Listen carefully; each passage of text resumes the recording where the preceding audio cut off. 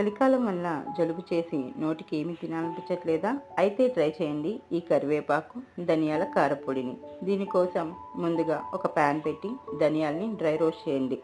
అందులోనే మినపగుళ్ళు, శనగపప్పు వేసి వేయించండి. దానిలోనే కొంచెం జీలకర్ర, కరివేపాకు, చింతపండు వేసి వేయించి చల్లారనివ్వండి. వేరొక బాండీలో కొంచెం నూనె పోసి ఎండు మిరపకాయలను తీసుకుని దోరగా వేయించండి.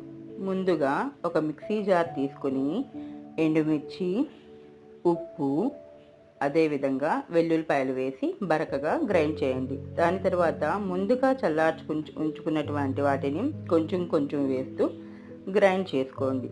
దీనిని మరీ బరకగా లేదా మరీ మెత్తగా కాకుండా గ్రైండ్ చేసుకోండి. ఎంతో టేస్టీ అయినటువంటి ధనియాలు, కరివేపాకు కారపొడి రెడీ. దీనిని ఒక ఎయిర్ టైట్ డబ్బాలో స్టోర్ చేసుకోండి.